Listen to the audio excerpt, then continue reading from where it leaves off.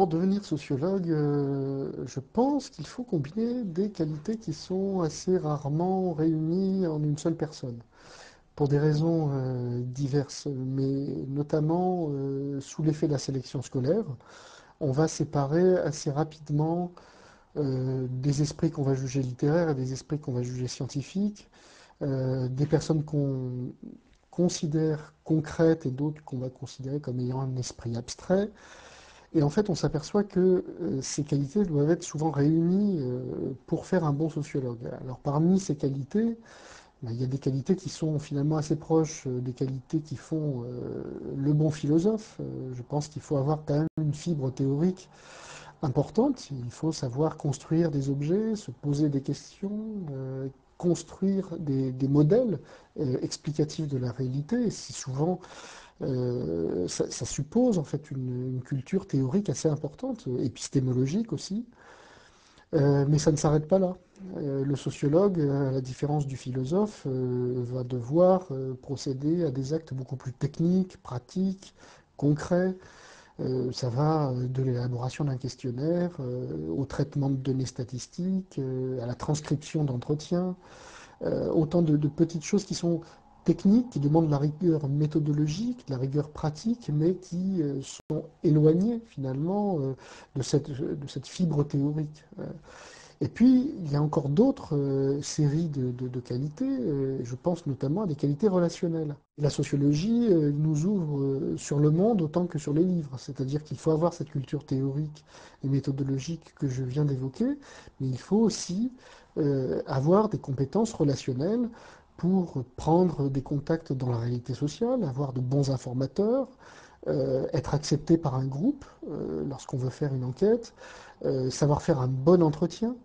Un bon entretien, ça suppose d'avoir une connivence avec les personnes que l'on va voir, ça suppose d'avoir la capacité à les écouter ou à les aider à parler, enfin voilà des compétences, des qualités qui ne sont pas toujours présentes chez ceux qui sont les plus scolairement brillants au sens le plus classique du terme. Et puis enfin, il y a des qualités qui sont peut-être un peu plus littéraires, on pourrait dire. C'est des qualités d'observation et de description du monde. Je crois qu'on ne ferait pas un bon sociologue si on n'avait pas des bonnes façons de le décrire, un œil sociologique qui suppose tout un bon vocabulaire, tout un lexique permettant de détailler les environnements que l'on observe, les comportements gestuels ou verbaux des enquêtés. Donc vous voyez qu'au bout du compte, ça fait quand même beaucoup de qualités et que souvent, il faut en rajouter une, c'est la qualité de travail en collectif. Ce qui n'est pas obligatoire en philosophie l'est de plus en plus en sociologie, ne serait-ce que parce que on ne maîtrise pas l'ensemble de ces qualités et que c'est souvent dans le collectif de travail que l'on peut réunir l'ensemble de ces compétences. Dans notre statut d'enseignant du supérieur, nous sommes enseignants-chercheurs. On parle d'enseignement et de recherche, donc nous sommes supposés enseigner effectivement un certain nombre de savoirs sociologiques et faire des recherches, c'est-à-dire produire de la connaissance. Donc il y a un lien entre produire de la connaissance et transmettre ces connaissances à des publics qui sont déjà bien formés scolairement. Ils nous arrivent après le baccalauréat et donc on essaye de leur transmettre l'état le plus avancé finalement des connaissances sociologiques. Donc enseigner, chercher, qui dit chercher dit publier les résultats de ses recherches, donc on a toute une activité de publication dans des revues scientifiques. Et puis, une chose qui est importante aussi à rappeler, mais qui n'est pas spécifique aux sociologues, nous sommes finalement des gestionnaires, des personnes qui organisons nos propres univers administratifs. On peut être responsable d'un diplôme de sociologie, responsable d'un laboratoire de sociologie. C'est un métier qui est finalement assez vaste. On peut avoir un profil de chercheur, on peut avoir un profil de chercheur et d'enseignant, on peut avoir un profil de chercheur, d'enseignant et d'animateur de la vie collective scientifique de la communauté scientifique. Donc voilà à peu près l'ensemble des possibilités qui s'offrent à un sociologue qui rentre à l'université. Qu'est-ce qui différencie un ethnologue d'un sociologue? Cette question, je pense qu'elle aurait eu une réponse différente quand j'ai commencé ma carrière en ethnologie à la fin des années 60 et maintenant. À la fin des années 60, il y avait véritablement une distinction entre les champs d'études, les méthodes qui étaient appliquées. Les ethnologues étudiaient les sociétés qu'on appelait plus primitives ou les sociétés populaires. Ça a été mon cas puisque j'ai travaillé beaucoup sur la France rurale traditionnelle. Ils étudiaient les sociétés à l'aide de méthodes d'enquête sur le terrain, d'entretien et s'intéressaient à un certain nombre de sujets qui sont des micro-sujets, mais qui sont des révélateurs de la vie sociale, qu'il s'agisse de l'habillement, de l'alimentation, des fêtes, du mariage, etc. Et les sociologues, de leur côté, ils étudiaient les sociétés modernes contemporaines à l'aide de méthodes quantitatives la plupart du temps, à l'aide de méthodes statistiques. La sociologie qui, en quelque sorte, émergeait dans cette après-guerre avait à se refonder comme science parce qu'entre les deux guerres, elle avait eu beaucoup de... il y avait eu, en fin de compte, les conséquences de la Première Guerre mondiale qui avaient en partie décapité l'école de Durkheim, mais c'est dans cette après-guerre des années 60 que la sociologie se refonde. Donc il y a, en même temps que se fondait ou se refondait aussi l'ethnologie générale. Donc il y avait vraiment dans ces années-là des différences tout à fait sensibles. Et d'ailleurs, ça ne fusait pas comme ça, mais enfin, c'était des injures mutuelles, si vous voulez, pour un ethnologue qualifier un travail de sociologie, c'était véritablement le démolir, et inversement. Et je prends l'exemple du mariage, sur lequel j'ai beaucoup travaillé, je continue à travailler. En fin de compte, vous aviez du côté ethnologie, par exemple, les théories de Van Gennep sur le mariage, rite de passage, et puis de l'autre côté, vous aviez le livre de celui qui a été un de mes maîtres, quelqu'un que j'admirais profondément, Alain Girard, qui avait fait une grande enquête sociologique dans les années à la fin des années 50, même sur le choix du conjoint. C'est un classique de la sociologie, et c'était une enquête quantitative pour la plupart, mais aussi avec des entretiens. Bref, vous voyez la différence. Et je dirais que maintenant, la situation a beaucoup changé. D'abord, l'illusion, en tout cas, de société primitive, tout ça a été balayé, dénoncé. Les cultures populaires, pour autant qu'elles existaient, c'est juste, si vous voulez, le monde rural traditionnel ou le monde ouvrier traditionnel, tout ça a disparu. On est face à des sociétés complexes de mobilité mouvante. Et je crois qu'il y a un très grand rapprochement entre le travail des ethnologues et le travail des sociologues. Certes, aussi bien l'ethnologie que la sociologie, ce sont des vastes maisons qui abritent beaucoup de monde, et on peut trouver toute la palette, si vous voulez, de la sociologie qualitative à la sociologie quantitative. Mais dans l'ensemble, je vois bien que je dirige des travaux moi-même, aussi bien du côté de la sociologie que du côté de l'ethnologie, et ce sont souvent des travaux qui sont assez proches, même s'il y a quand même appel à une certaine théorie plutôt du côté de la sociologie, plutôt du côté de l'ethnologie. Alors, c'est du fait de ce changement complet des sociétés, du fait de ce rapprochement des méthodes entre qualitatif et quantitatif, et ce regard sur des problèmes qui touchent aussi bien ethnologues que sociologues, les questions d'intégration, les questions de minorité, d'ethnicité, etc. Faut-il appartenir à une institution académique, CNRS ou université? Vous posez une question en fait assez grave, parce que euh, là encore, si je reprends mon propre parcours biographique, Bon, moi j'avais une thèse de troisième cycle quand je suis rentrée au CNRS, mais je dirais que la génération juste avant moi n'était pas formée aussi bien que sont nos étudiants maintenant. Alors maintenant, il y a eu une génération de gens qui ont mon âge ou un peu plus, qui ont formé de nouvelles générations d'ethnologues et de sociologues d'excellente qualité. Et je dirais non, mon Dieu, pourvu que tous ces jeunes trouvent des postes, et on a besoin d'eux dans les administrations, dans les entreprises, dans les hôpitaux, parce que l'université est incapable, et l'université et le CNRS encore moins, sont incapables d'absorber la quantité de jeunes que nous formons. Et on devrait, véritablement, quand on dirige des jeunes, c'est d'ailleurs les questions que je leur pose quand quelqu'un vient s'inscrire en thèse, leur dire que ça va être une bagarre épouvantable, qu'ils y arriveront peut-être. Bon, je crois que les meilleurs d'entre eux y arrivent, mais à coup d'une bagarre, de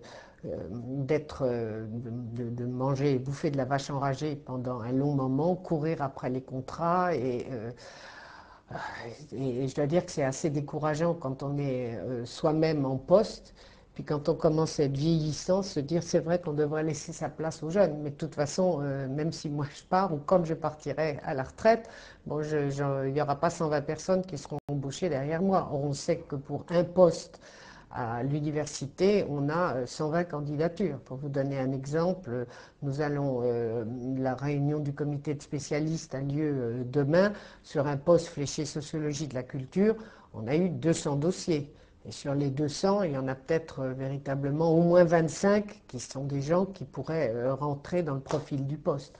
Donc, ce qu'il faut, c'est espérer que ce regard que porte le sociologue, cette connaissance qu'apporte le sociologue et l'ethnologue sur la société contemporaine, soit utilisé, valorisé par des postes qui seraient en dehors de l'université ou au-delà des postes que l'université et le CNRS offrent, c'est certain. Alors, je vois qu'il y a un groupe chez nous d'ethnologues tout à fait jeunes, sympathiques et actifs qui essayent par exemple de promouvoir l'idée d'un enseignement de l'ethnologie à l'école déjà, enfin dans les terminales pour sensibiliser à ces questions-là. Bon, et il y a quelques partenariats qui s'organisent ici ou là avec l'éducation nationale, mais évidemment, il faudrait que ça prenne beaucoup plus d'ampleur, si vous voulez.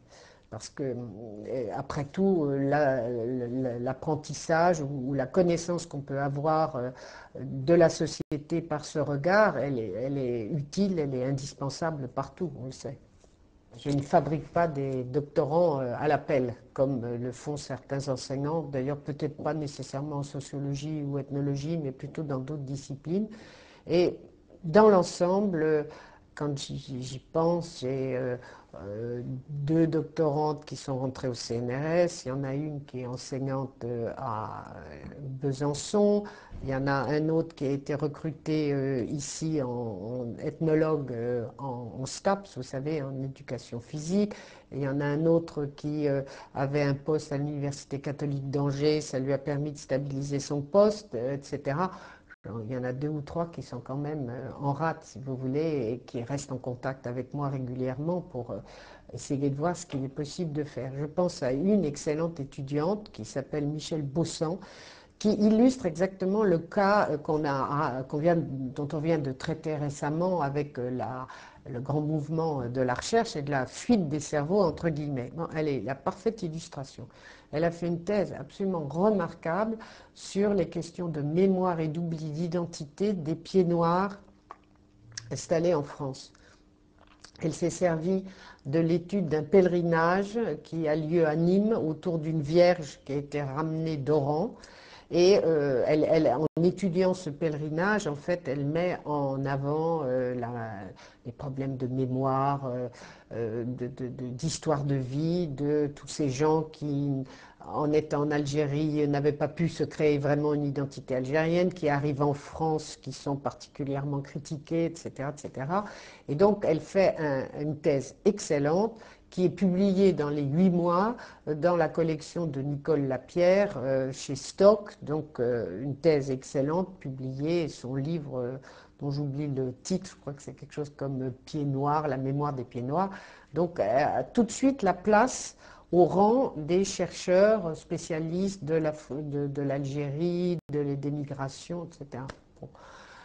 Elle s'est faite retoquer au CNRS parce qu'il y avait... Bon, au CNRS, on sait ce que c'est très difficile. Elle n'a pas réussi à être recrutée à Lyon alors qu'il y avait un poste qui lui allait assez bien, ni à Aix. Alors, elle vient d'avoir une bourse pour cette année 2003-2004 à Québec et on vient de lui offrir une nouvelle bourse à Québec, spontanément, d'un montant tout à fait intéressant, si vous voulez, pour continuer ses travaux à Québec, où elle jouit d'ailleurs d'une liberté très grande, puisqu'elle peut retourner sur le terrain en Algérie maintenant, elle n'a pas besoin d'être scotchée à son bureau au Québec, etc. Et voilà une jeune femme qui devrait être au CNRS ou devrait être à l'université. Et voilà, et ça c'est... Bon, je lui fais des lettres de soutien, mais elle en a, à vrai dire, pas besoin. La qualité de son travail la propulse elle-même, mais c'est un de ces exemples navrants et de quelqu'un qui travaille sur des thèmes qui sont au cœur des problèmes de notre société, où elle apporte un regard tout à fait fin et intéressant. À Nanterre, j'ai repris la direction d'un DESS, diplôme d'études supérieures spécialisées, un troisième cycle professionnalisant, intitulé Consultant culturel, qui avait été lancé par le professeur Robert Abirached. Et quand je l'ai repris, j'ai élargi, j'ai mis un sous-titre Projet culturel et environnement social, parce qu'en fin de compte, on ne fabrique pas des consultants culturels. C'était un peu une illusion d'il y a une quinzaine d'années. Et le marché maintenant est quand même assez occupé par des DESS de médiation culturelle, etc., qui sont développés. J'espère qu'on ne tue pas la poule aux œufs d'or. Mais c'est véritablement tout de même par ce DESS qui marche très bien. Nous donnons des ouvertures professionnelles à 18 à 20 jeunes sociologues chaque année. En fait, il n'y a même pas que des sociologues, il y a aussi bien des jeunes qui sont issus d'histoire de l'art contemporaine, qui sont issus de sciences politiques ou diverses disciplines. Mais enfin, on leur met le pied à l'étrier et je pense que ces DESS sont des très très bonnes, sont des formations difficiles à mettre sur pied, qui vous obligent à être tout le temps, vous voyez, présent sur le marché, puisqu'on est en compétition les uns avec les autres. Et la réforme LMD va certainement accentuer tout ça, c'est certain. Mais en même temps, ça permet à des jeunes de sortir de travaux purement universitaires. On les met, on fait intervenir beaucoup de professionnels, ils ont des stages. Je ne dis pas qu'ils sortent tous avec des jobs extraordinaires, mais enfin, on les suit tout de même et on s'aperçoit qu'ils sont recrutés dans des municipalités pour programmer des nouveaux projets culturels, ou alors au contraire, pour évaluer ces projets culturels, on leur donne une formation surtout d'évaluation, par exemple, d'exposition, d'attente, évaluation des publics. Ça, c'est un secteur très nouveau qui s'est développé depuis une dizaine d'années. La France était très en retard là-dessus, sur savoir ce que le public comprend d'une exposition, retient d'une exposition. Maintenant, il n'y a pas un muséologue ou un conservateur de musée digne de ce nom qui n'appliquerait pas ces procédures. Et donc, ce DESS, comme d'autres, est tout de même un moyen de donner une très bonne formation universitaire aux jeunes et en même temps de leur permettre d'avoir accès à des emplois.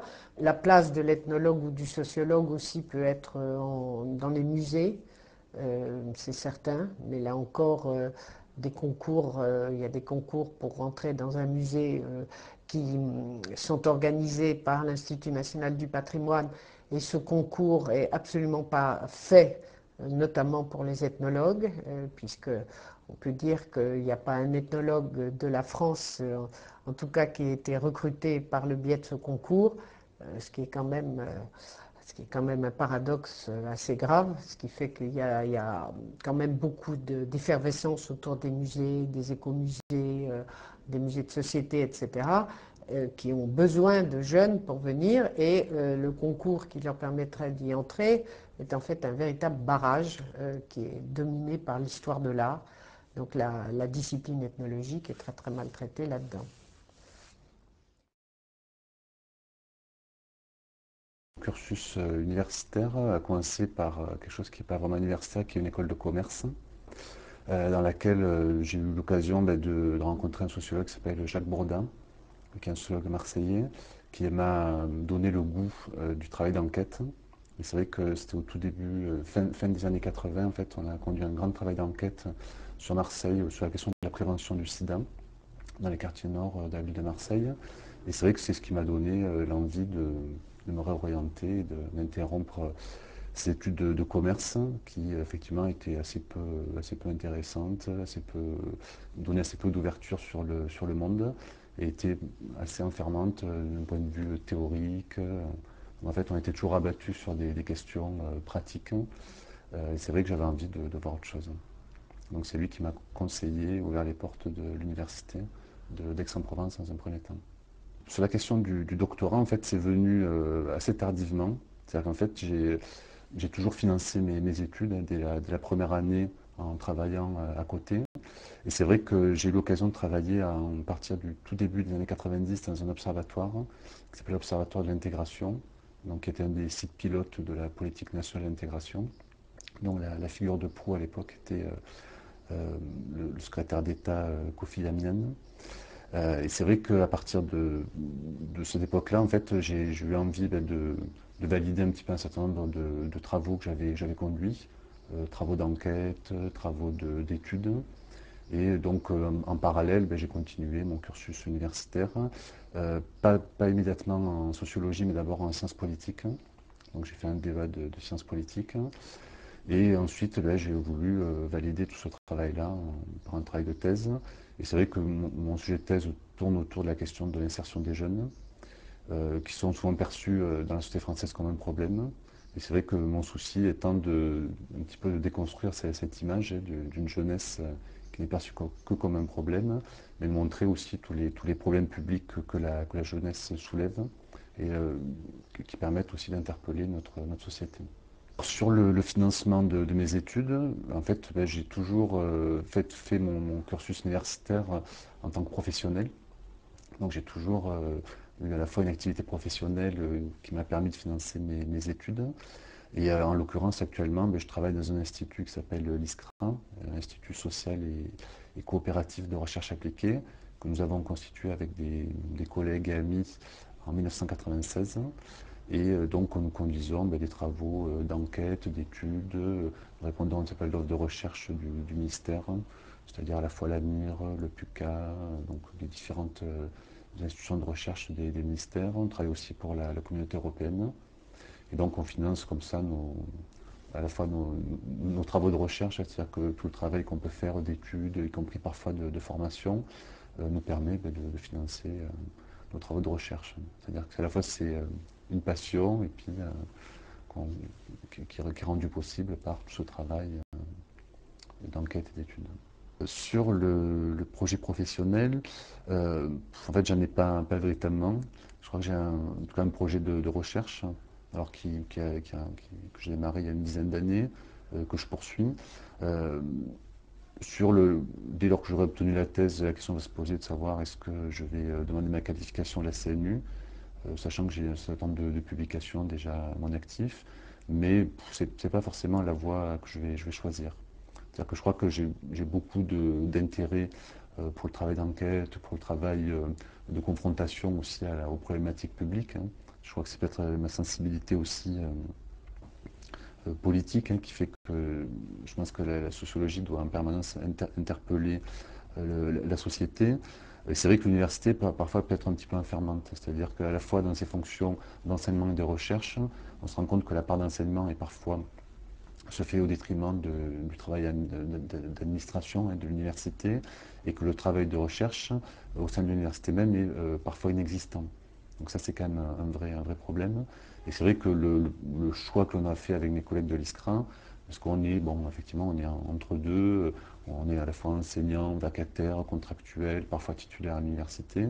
Mais c'est vrai que ce qui nous unit et nous réunit, c'est vraiment un projet de recherche et la volonté de faire participer oui, de faire partager cette conception que l'on a de la recherche en sciences sociales. Et c'est vrai que, en tout cas, l'ambition que j'ai dans mon travail d'enseignement, c'est de donner le goût à mes étudiants de faire de la sociologie et en même temps leur permettre d'entrevoir des projets professionnels dans des champs qui sont ni consultants, ni chercheurs fondamentaux, mais qui s'inscrivent dans cet espace intermédiaire. Je n'ai pas fait tout mon cursus en sociologie, puisque actuellement je suis professeure de lettres classiques en disponibilité.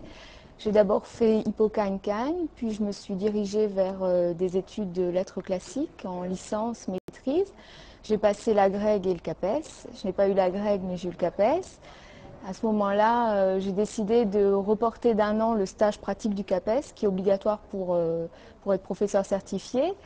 Et j'ai décidé de faire une licence de sociologie. Après ma licence, j'ai fait mon stage pratique et en même temps, j'ai fait un DEA de sociologie. Et ensuite, j'ai obtenu une allocation de recherche qui m'a permis de me mettre en disponibilité de mon poste de professeur de lettres classiques et de commencer un doctorat. Alors pourquoi est-ce que j'ai choisi la sociologie alors que je commençais une carrière de prof de français ? Alors pour plusieurs raisons, je pense. La première, c'est mon père est prof mon père est prof de sociologie. Et je pense donc que ça a joué dans mon choix, parce que j'ai toujours baigné dans cette ambiance. Ensuite, même avant de me diriger vers la sociologie, j'avais assisté à beaucoup de conférences de sociologie, lu beaucoup de livres, notamment de la sociologie de la littérature. Et ce qui est sûr, c'est que ça me paraissait beaucoup plus exaltant et intéressant que les lettres classiques.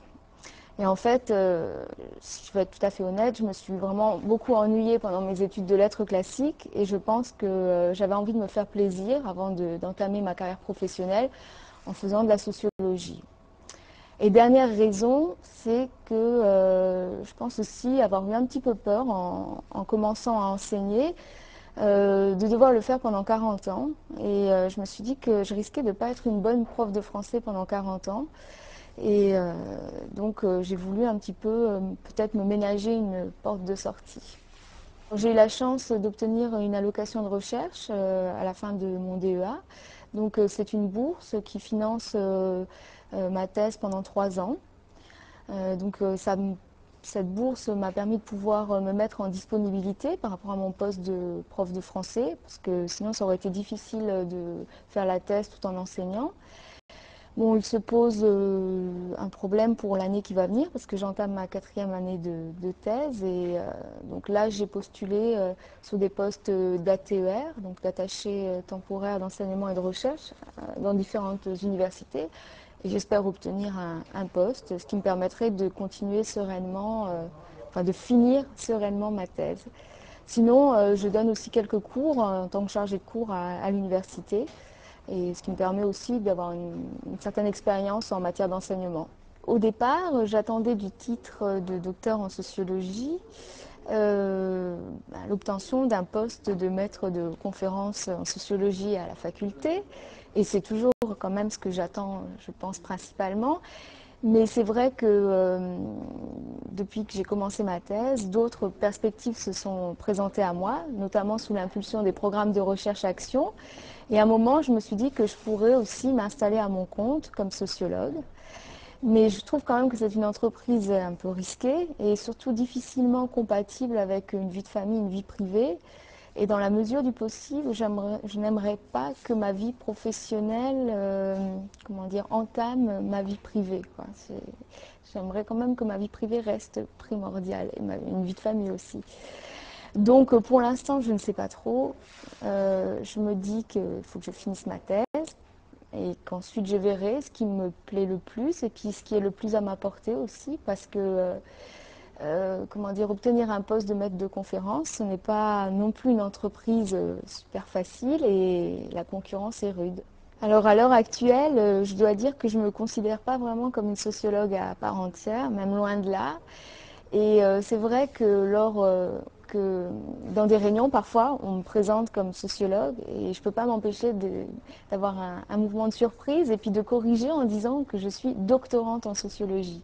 Donc je ne me sens pas tout à fait encore légitime dans ce rôle. Mais en même temps, je ne sais pas trop ce que ça veut dire être sociologue. Il n'existe pas de titre officiel de sociologue comme celui de psychologue. Quand on a un DESS, voilà, on peut se dire psychologue. Sociologue, finalement, est-ce qu'on ne l'est pas quand on est étudiant, ou alors quand on est docteur, professeur, ou quand on travaille comme sociologue dans une entreprise, je ne sais pas trop.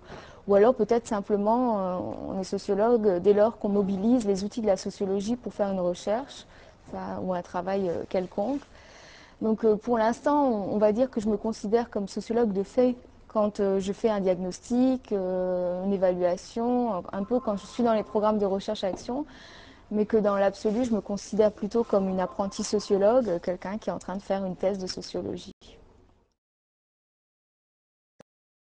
Dès la licence, je m'étais engagée dans un travail de recherche sur la toxicomanie, parce qu'en licence de sociologie, on doit faire un mini-mémoire. Donc j'avais eu la chance de pouvoir seconder l'évaluateur d'un réseau, le réseau TINC, un réseau donc, qui s'occupe de former des professionnels du milieu pénitentiaire, des Pays-Bas, du Luxembourg, de la Belgique et de la France.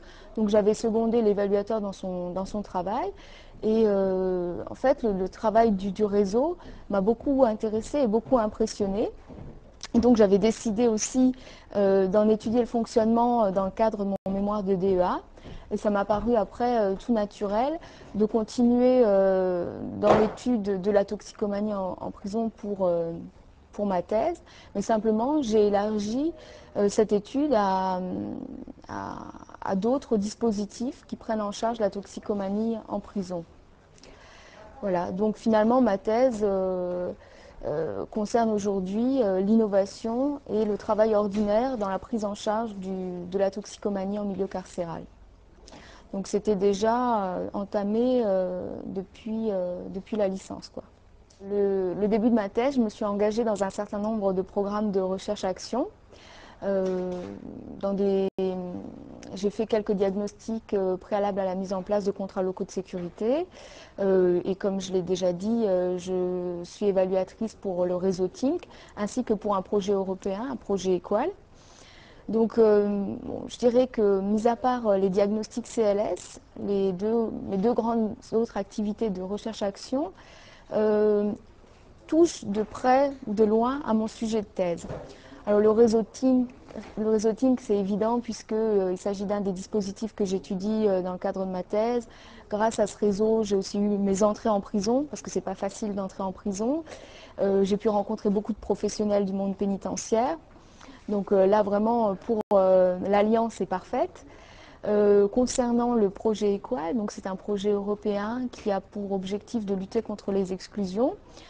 C'est un petit peu différent, mais ce projet a tout un axe de travail sur les alternatives à l'incarcération et sur le sens de la peine. Donc ça ne rentre pas tout à fait dans mon sujet de thèse, mais ça m'a aussi permis de rencontrer des professionnels du milieu pénitentiaire, d'aller dans d'autres prisons, notamment en Italie. Côtoyer des professionnels, ça me permet quand même de toujours savoir quelles sont les questions qui se posent à ce moment-là dans le milieu pénitentiaire, d'être dans le bain en fait. Donc c'est quand même très enrichissant. C'est très enrichissant aussi parce que quand on fait une thèse, on est très vite face à soi-même, immergé dans sa recherche. Et je trouve que la recherche-action vous ramène à la réalité. Elle vous permet aussi de prendre du recul par rapport à votre travail de thèse, de confronter les points de vue avec des gens qui viennent de milieux très différents et aussi de travailler en collaboration avec d'autres, ce qui n'est pas du tout le cas quand on fait une thèse, quoi. Autre chose qui me semble intéressante dans cette alliance, c'est aussi, je pense, que je peux moi apporter aux professionnels et je pense que je peux leur apporter la même chose que ce qu'ils m'apportent à moi, c'est-à-dire du recul par rapport à leur pratique, puisqu'ils sont immergés eux dans leur pratique, et une certaine fraîcheur, parce que bon, c'est vrai que j'arrive sans connaître très très bien en général les programmes, sans travailler, je ne travaille pas dans ces milieux depuis 20 ans comme beaucoup de gens, donc voilà, j'ai parfois une certaine naïveté, une certaine fraîcheur qui leur plaît.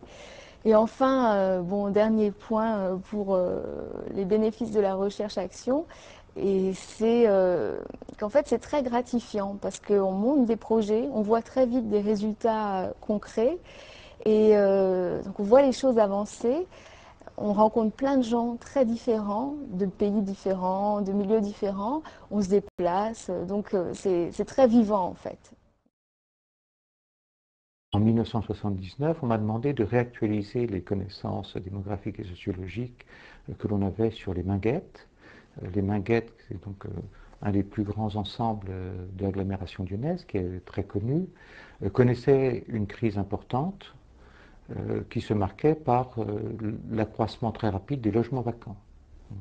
On avait en 1977-1980 une proportion importante de gens qui avaient passé plusieurs années, parfois une dizaine d'années, aux Minguettes et qui avaient trouvé un premier logement confortable, qui cherchaient ensuite un autre type de logement, qui partaient souvent en pavillon plus loin. Et puis également un blocage par les autorités publiques de la venue de nouvelles familles immigrées. Il y avait donc une augmentation très rapide des logements vacants qui sont passés de 577 à 2100 en 81-82, et donc une situation de crise de la gestion des organismes HLM et beaucoup de difficultés pour les pouvoirs publics d'intervenir, de savoir quelles étaient les actions un peu fortes. Et donc sur la base des enquêtes que j'ai pu faire de terrain, soit auprès des familles, connaître un peu quelle était leur perception de la vie quotidienne aux Minguettes, les difficultés qu'elles rencontraient, leurs projets d'avenir par rapport au logement, à l'éducation de leurs enfants, par rapport aussi à tout ce que j'avais pu analyser du fonctionnement du dispositif socio-éducatif, les écoles, les centres aérés, les centres sociaux, la maison des jeunes, et puis du fonctionnement des espaces publics. Quand on a cherché quelqu'un pour coordonner des actions sur les Minguettes, eh bien, j'ai été retenu et on a cherché à ce moment-là une structure d'accueil pour ce coordinateur un peu nouveau, qui était donc un chargé d'opération, ça s'appelait chargé d'opération Habitat Vie Sociale Minguettes. Et l'agence d'urbanisme est apparue comme la structure la plus apte parce que les agences d'urbanisme sont des structures partenariales entre l'État et les collectivités locales. Aujourd'hui, mon rôle se définit en tant que chargé de mission responsable de tout le volet renouvellement urbain. Ce titre de chargé de mission veut dire que je n'ai pas de responsabilité fonctionnelle ni hiérarchique au sein de l'agence, mais que j'ai essentiellement un rôle de conseil et d'accompagnement de mes collègues qui travaillent sur le renouvellement urbain. Qu'est-ce qu'on appelle le renouvellement urbain ? On pourrait l'approcher par deux entrées. Le renouvellement urbain, c'est d'une part l'action sur les grands ensembles et de requalification des grands ensembles sur lesquels on a des projets un petit peu ambitieux de démolition, reconstruction pour changer le type d'habitat, changer les espaces publics, développer les fonctions, l'économie, la culture, améliorer la vie quotidienne, mais c'est également les mutations importantes sur d'autres secteurs de l'agglomération, par exemple les anciens secteurs industriels qui sont proches du centre et qu'on cherche à faire muter pour mieux prendre en compte les exigences de l'époque, j'allais dire, post-industrielle. Le rôle des sociologues dans le domaine de l'urbanisme, à mon avis, va aller en croissant. Au début, dans les années 80, un peu à mon image, je crois que c'est à travers la crise des quartiers, la crise des grands ensembles, les problèmes d'immigration, que les sociologues ont commencé à travailler avec les urbanistes. Pourquoi ? Parce que les urbanistes étaient confrontés à ce moment-là à des questions qui dépassaient un petit peu simplement l'organisation spatiale, l'organisation des flux, les organisations fonctionnelles de la ville. Il y avait une dimension sociologique, anthropologique évidente aux problèmes posés. Et donc les sociologues en ont un peu profité pour mettre le pied dans la porte, s'introduire dans les agences d'urbanisme, s'introduire dans les collectivités locales. Beaucoup d'ailleurs y ont fait des carrières intéressantes. Beaucoup de sociologues sont devenus dans les années 80-90 chefs de projet DSU, donc développement social urbain, en responsabilité de la coordination de l'action publique sur des quartiers en difficulté. Beaucoup sont ensuite été intégrés dans les services des collectivités à différents niveaux, secrétariat général, coordination d'action urbaine, etc. Alors c'est vrai qu'il y a un aspect paradoxal, ils se sont parfois déspécialisés, c'est-à-dire qu'au fur et à mesure qu'on leur confiait des responsabilités, ils se sont un peu fondus dans la hiérarchie technique et fonctionnelle des collectivités locales en perdant leur spécificité de sociologue. Je pense qu'ils la retrouvent quand même parce que l'urbanisme est quand même essentiellement une pratique de mise en synergie d'acteurs d'origines différentes. C'est une ouverture. Et le sociologue, de par sa formation, est capable de mettre en tension des paroles, des points de vue différents. Et également de comprendre comment peuvent s'articuler sur le même projet des logiques institutionnelles qui au départ pouvaient être divergentes du fait d'origines politiques différentes ou de compétences qui ont été confiées aux collectivités locales ou territoriales différentes et qui induisent un peu des divergences d'action. Alors aujourd'hui on est confronté un peu à une révolution urbaine, c'est-à-dire on s'aperçoit qu'on entre un peu dans une ère qu'on appelle l'ère post-industrielle, où la production de savoir, la production culturelle devient plus importante que la production des biens matériels. Donc on quitte une société tayloriste avec des divisions de classes, des rapports de production extrêmement marqués, pour des sociétés beaucoup plus dans des structures beaucoup plus souples, dans lesquelles les enjeux de représentation, par exemple, les enjeux de publicité des villes les unes par rapport aux autres, à une dimension nationale, à une dimension internationale, est très importante. Si on veut attirer des industries innovantes, des pôles de recherche, etc., il faut que les villes aient des politiques d'image. De même pour attirer une population, ce n'est pas simplement par la mise en place de quantitative de biens qu'on va y arriver, c'est beaucoup plus sur l'aspect qualitatif, la qualité de vie, la dynamique culturelle, les représentations liées au mode de vie, aux loisirs, l'accès à la culture, l'accès à la nature également, qui deviennent de plus en plus importantes. Et donc le sociologue a effectivement un rôle clé pour défricher et permettre de s'appuyer sur ces nouvelles évolutions sociétales, ces nouvelles aspirations des citadins. Et de plus, aujourd'hui, les limites de la ville ne sont plus aussi claires qu'auparavant.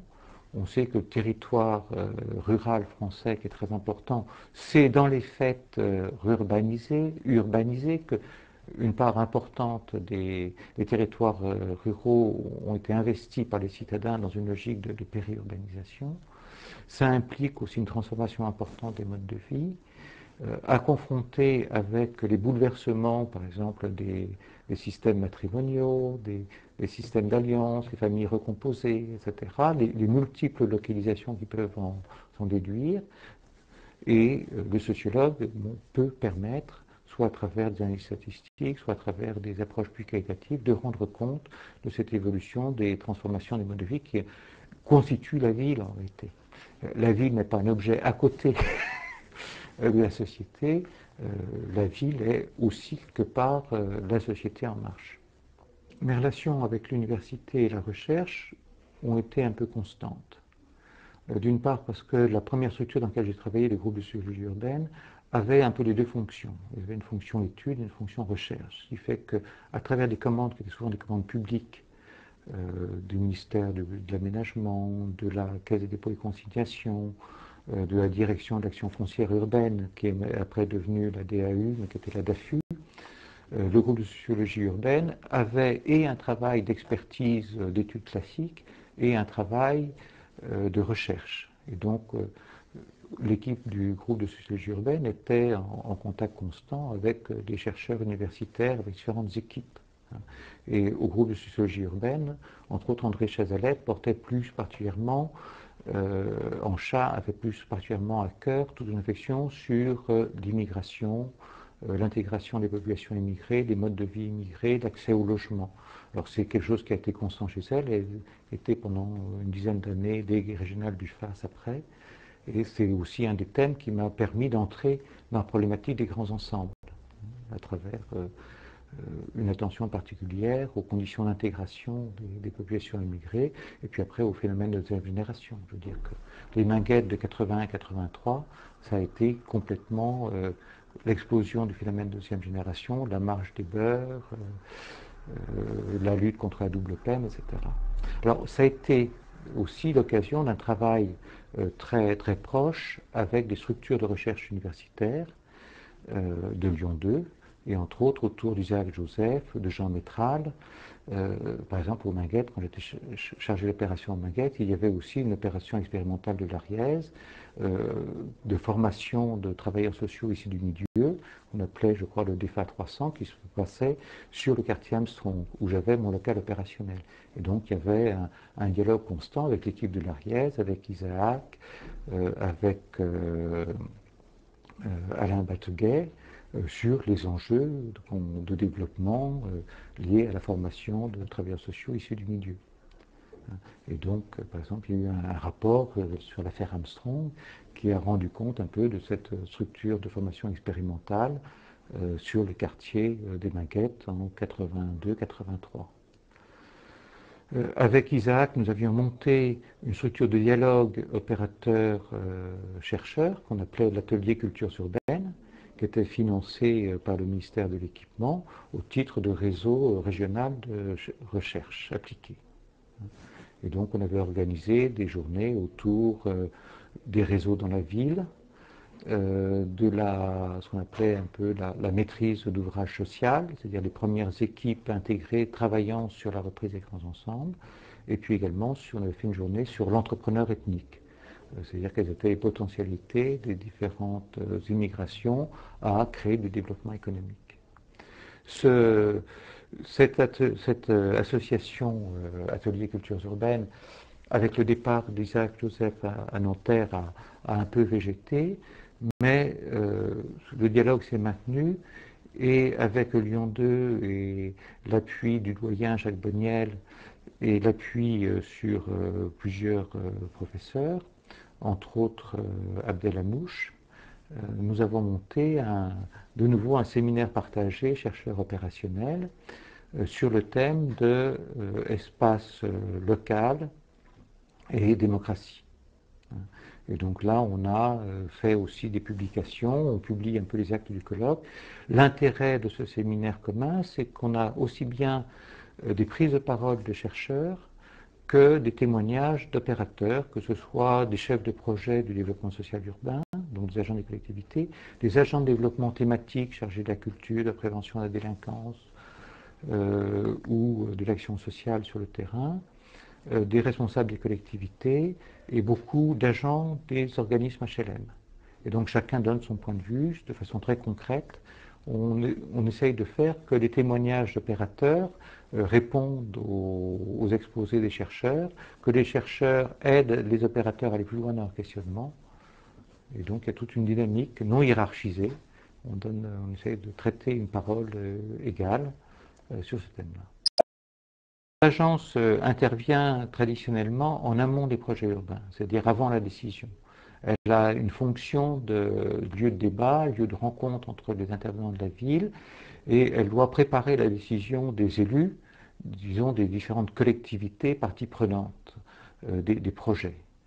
On est à Lyon dans une agglomération avec beaucoup de niveaux d'intervention. La ville de Lyon, qui est la ville-centre, est elle-même divisée en arrondissements. Nous avons un établissement de coopération intercommunale. L'agglomération lyonnaise pèse pratiquement 80% de la population du département du Rhône.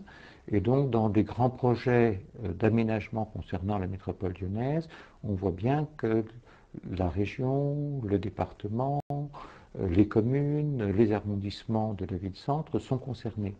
Et donc, il n'y a pas forcément homogénéité au départ et de positionnement politique ou culturel. Et donc, l'agence a un grand rôle pour organiser un débat et préparer des décisions. Alors, on appelait ça traditionnellement les études préalables, c'est-à-dire comment étudier la faisabilité d'un projet. La sociologie a évidemment à voir dans ces études préalables parce que c'est comment prendre en considération les gens et les lieux, comment prendre en compte un peu l'histoire des lieux, mais également les attentes, les pratiques quotidiennes des habitants, des usagers dans leur diversité. J'ai également dans ma mission, en tant que sociologue à l'agence, d'aider à la mise en place d'évaluations. Ces évaluations peuvent être des évaluations de territoire, donc là on est un peu dans le domaine du diagnostic, des évaluations de projets, et entre autres des évaluations de projets d'aménagement ou de réalisation d'espaces publics, ou bien des évaluations de politiques sectorielles. Par exemple, la ville de Lyon a mis en place une politique de prévention de la malveillance par l'aménagement, on appelle d'un nom en jargon la prévention situationnelle, et j'ai été chargé de faire l'évaluation de cette politique de prévention de la malveillance par l'aménagement. Donc c'est regarder par exemple sur les espaces où un certain nombre de dispositifs ou de mesures, soit de dispositifs spatiaux, soit de mesures de gestion ont été prises pour faire face à la malveillance et à un certain nombre de dysfonctionnements, si une fois ces mesures mises en place, eh bien, les usagers trouvent un meilleur confort d'utilisation, se sentent plus en sécurité, et si on constate moins d'actes de délinquance ou d'incivilité sur ces espaces. Donc ça nécessite non seulement d'avoir un regard d'observation sur les pratiques quotidiennes, mais aussi d'interroger des personnes, les usagers, les habitants. Quand on fait une évaluation d'aménagement ou de projet d'espace public, on accorde beaucoup d'importance d'abord à l'observation. Et cette observation, elle peut être d'abord une observation extérieure, un petit peu objectif, distancié, qui permet par exemple, de faire des comptages, de rendre compte de trajets sur l'espace, où sont les flux principaux, quelles sont les pratiques les plus représentées, jusqu'ensuite une observation participante et impliquée. On peut très bien, sur un espace public, travailler avec un groupe de personnes âgées qui habitent à proximité. On peut faire un travail très concret avec une classe, par exemple des élèves d'une classe primaire, et leur faire voir comment ils se représentent, ou ils sont capables de représenter cet espace ou leur quartier, et comment cet espace est présent dans leur représentation du quartier. On peut leur faire exprimer quels sont les lieux qu'ils aiment, dans lesquels ils se sentent bien, sur lesquels il y a une certaine dynamique, puis au contraire, quels sont les espaces qui les insécurisent, qu'ils essayent d'éviter, et leur faire exprimer pourquoi. Voilà, ça c'est un premier thème qui est l'observation. Ensuite, les entretiens, qui peuvent être des entretiens spontanés, type micro-trottoir, mais ça ne ramène jamais beaucoup de choses. Donc, une fois qu'on connaît bien le fonctionnement de l'espace, c'est très intéressant d'avoir des entretiens un peu structurés avec un échantillon représentatif, soit des habitants, soit des usagers. Et puis ensuite, un dialogue avec l'ensemble des acteurs concernés par l'espace, par le vécu de l'espace, que ce soit les concepteurs, ou bien les gestionnaire, ou bien encore des gens responsables d'associations, responsables d'équipements sociaux, d'écoles, impliqués dans le lieu. Et enfin, des entretiens avec ce qu'on appelle la maîtrise d'ouvrage, ou la maîtrise d'œuvre, c'est-à-dire les techniciens, soit en responsabilité de concevoir le programme, soit de mettre en forme le projet. Et je crois que le savoir-faire un peu du sociologue, c'est de bien rendre compte de la singularité de chacun des regards, de chacune des paroles, et ensuite de les mettre en tension pour arriver à formuler des recommandations à prendre en compte dans l'aménagement ou dans le projet. Et ce travail d'évaluation, c'est un peu un paradoxe. Il est aussi important après réalisation qu'à chaque étape du projet. Et peut-être une des lignes d'ailleurs de progrès de nos collectivités locales auxquelles les sociologues peuvent aider, c'est de prendre en compte l'évaluation comme un des supports d'une modernisation et d'ouverture de l'action publique. C'est-à-dire faire en sorte que les usagers, les partenaires soient présents dès la conception des programmes.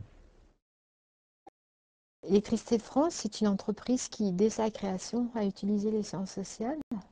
Et c'était, je dirais, une manière assez originale de se fonder en tant que société unique, service public unique, puisque au moment de la création d'EDF, il y a donc eu fusion d'un nombre important de sociétés avec des statuts différents, avec des histoires différentes, que cela s'est fait de la manière la plus souple possible, puisque les personnels ont été intégrés, un certain nombre des actionnaires de ces sociétés ont été intégrés aussi, et que pendant 50 ans, il leur a été versé 1% du chiffre d'affaires, donc jusqu'à il y a quelques années. Et donc l'idée, c'était dès le début de créer une culture commune, et des formations communes, et un espèce d'être EDF et Gaz de France. Et donc, c'était à l'époque les psychosociologues qui, de retour de mission de travail aux États-Unis, en particulier Guy Palmade et François Dubost, qui ont été les premiers à faire des sessions de formation. Et ces sessions de formation, non seulement pour les cadres, mais pour les autres types de personnel, et qui étaient donc organisées dans les écoles de métier ou ailleurs, et qui ont, pendant de nombreuses années, un peu été le creuset culturel d'EDF.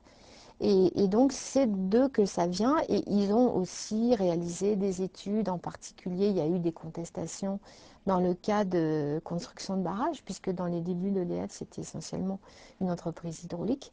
Et que qui dit barrage, dit inondation de village, dit population à déplacer, etc. Donc, non seulement ils ont à l'époque participé aux actions de formation, conçu des actions de formation, mais ils ont également été envoyés sur le terrain pour étudier les situations de crise auxquelles, dès le début, EDF a été confronté.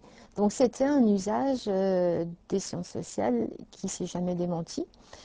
Et effectivement, dans EDF, on peut dire qu'il y a eu ce pôle de psychosociologues, mais qu'également, il y a eu d'autres études qui ont démarré, qui ont été faites un petit peu de part et d'autre de l'entreprise. Il faut savoir que lorsqu'on regarde EDF de l'intérieur, on s'aperçoit que ce n'est pas du tout le monolithe qui apparaît de l'extérieur, et que finalement les sciences sociales, là comme ailleurs, sont un outil de pouvoir, de savoir, et que donc différents directeurs ou différents esprits éclairés savaient pertinemment que l'utilisation des sciences sociales pouvait leur amener un plus pour exercer leur travail et organiser l'entreprise. Alors on peut dire qu'autour des années 80, il y a eu ici la création du groupe de recherche en sciences sociales, ici direction de la recherche, aujourd'hui EDF Recherche et Développement, à l'époque direction des études et recherche. Il y avait donc ici un esprit éclairé, Georges Morla. Souvent, je dis ça entre parenthèses, souvent les groupes de sciences sociales en entreprise démarrent, se constituent après des phénomènes sociaux majeurs qui impactent l'entreprise et autour de personnalités charismatiques qui ne sont pas forcément des spécialistes des sciences sociales, mais qui sont des gens ouverts et autour desquels on va constituer une cellule. C'est-à-dire quelqu'un va se retrouver légitime pour aller chercher l'information par les sciences sociales. On peut dire que l'événement majeur pour EDF, c'était la réalisation, la construction du programme nucléaire, la contestation autour de ça. Et l'idée, c'était qu'ici, aux études et recherches, on ferait des études de fond pour comprendre les structures de l'opinion publique, essayer de réfléchir à quels sites seraient les plus propices pour implanter des centrales, et donc intervenir en appui aux équipes qui, dans les directions de l'équipement, de la communication, etc., faisaient l'interface et la conception du programme nucléaire. Donc c'est sur un problème de fond du nucléaire que Georges Morla, statisticien à l'époque, en même temps chercheur à EDF et professeur à Jussieu, l'Institut de statistique, a donc proposé de monter une petite équipe de sciences sociales, où je suis arrivée, donc moi, 1er avril 80. Et donc ici, s'est constitué un pôle qui était plus nettement sociologique que le pôle Palmade et Dubost qui était psychosociologique. Je pense que c'est d'ailleurs une évolution qui s'est passée, pas seulement à EDF, mais c'est vrai que c'est un paradigme qui est devenu plus dominant à ce moment-là. Donc on se constitue autour des réponses à donner et des équipes à conseiller sur les questions nucléaires, nous étant ceux qui ici pouvaient réfléchir au rapport des Français, à la biomasse, à l'époque c'est de ça dont on parlait, à l'énergie solaire, au nucléaire, etc. Et au mot énergie, comment les gens perçoivent l'électricité, enfin toutes sortes de sujets qu'on s'est posés. Et donc le GRETS ici qui s'est formellement constitué 1 ou 2 ans avec ce nom-là, groupe de recherche énergie, technologie et société, date du tout début des années 80 et donc existe maintenant depuis 24 ans. Et donc, il y a eu des périodes plus ou moins fastes, mais en bon an, mal an, on est maintenant 25 chercheurs et plus pluridisciplinaires, puisqu'il y a donc maintenant des linguistes, des sémiologues, des psychologues, une anthropologue, enfin, peut-être j'en passe là, mais c'est bien l'idée que l'appréhension du social nécessite d'avoir une vision plus large et plus pluridisciplinaire. Je pense que dans le futur, on essaiera de s'adjoindre également peut-être des spécialistes du droit social ou de l'histoire sociale. Avant, on travaillait avec les historiens d'EDF, l'Association française pour l'histoire de l'électricité, qui sont maintenant dans la Fondation électricité de France. En fait, on travaille avec d'autres équipes d'EDF qui, avec des rythmes différents, des approches différentes, travaillent aussi sur les sciences sociales. Donc on n'est pas les seuls. Pendant tout ce temps-là, par exemple, à la direction du personnel, il y avait des antennes d'analyse sociale également dans d'autres directions. Il y avait des études, par exemple, la direction générale d'EDF a été longtemps accompagnée par Michel Vievorkas, qui aboutit au livre Le modèle EDF. C'est comme si partout il y avait comme un feu d'artifice, il y avait des points d'accroche différents. Alors ailleurs, c'est d'autres rythmes. C'est pas forcément des rythmes recherche à long terme. C'est parfois des recherches-actions. C'est parfois des grands sondages. Actuellement, la direction de la communication est dirigée par Philippe Méchet, qui vient de la Sofres et qui donc a amené avec lui tout son savoir sur la perception de l'opinion publique, etc. Donc, on est ici une équipe, je dirais, originale parce qu'on a les temps de la recherche, bien que parfois on réponde à des demandes plus urgentes ou on participe en temps réel à des groupes de réflexion. Mais on a quand même d'autres temporalités, d'autres références. Donc, on est un des lieux d'exercice des sciences sociales. Maintenant, on voit aussi, et ça n'est pas forcément que d'aujourd'hui, mais les sciences sociales utilisées également en épidémiologie, également sur toutes les questions de stress au travail. Bon, les sciences sociales accompagnent l'évolution, donc on voit aussi les gens autour de Christophe Dejour, un petit peu qui font travailler sur la psychodynamique du travail. C'est extrêmement varié et finalement, ce groupe ici existe, mais les sciences sociales existent de toute façon partout, parce que c'est un outil de savoir considérable.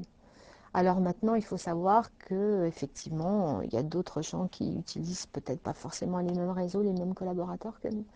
Mais donc, l'utilisation des sciences sociales à EDF jusqu'à maintenant ne s'est pas démenti. Si je dirais le statut de propriété d'EDF se modifiait, il est certain que les sciences sociales continueraient d'exister, peut-être pas forcément sous cette forme, on ne sait pas si la direction de la recherche continuera à exister, mais ce qui est sûr, c'est que c'est un outil de savoir incontournable. Alors, l'intérêt d'une équipe comme la nôtre, qui est donc une équipe intérieure, c'est qu'elle se constitue de mémoire, elle a un savoir sur la longue durée, et elle peut donc en quelque sorte également servir d'interprète et d'interface avec les milieux de la recherche. C'est-à-dire qu'en fait, quand on commande une recherche à un chercheur, en général, il mesure son effort aussi à la qualité de la personne qui lui demande une recherche. Il va un peu se voir et accorder son travail avec la demande. Si la demande émane de chercheurs qui sont ses homologues, probablement que la demande sera mieux formulée, le contact s'établira mieux et le travail sera d'autant plus de meilleure qualité qu'il y aura donc dans l'entreprise une équipe capable de dialoguer, de travailler ensemble avec des chercheurs extérieurs.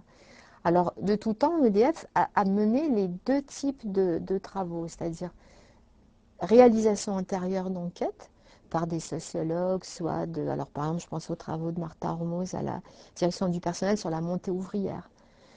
Les nôtres sur des sujets extrêmement variés qui allaient de l'acceptabilité, je ne sais pas, du scooter électrique, les modifications dans la domotique, l'application des lois Roudy sur l'égalité professionnelle, plus récemment toute l'évolution autour des éoliennes, l'acceptabilité des éoliennes, les conférences de consensus. Donc, c'est donc soit la réalisation intérieure d'études, soit confiée à l'extérieur, soit en co-réalisation, soit carrément en sous-traitance de travail, des parties de travaux qu'on n'a pas le temps ou dont on n'a pas les compétences pour les mener. Donc c'est aussi une pratique extrêmement diverse de l'utilisation des sciences sociales. On donne également parfois des cours dans les écoles de formation des cadres supérieurs de l'entreprise. On écrit les uns et les autres des livres et des articles.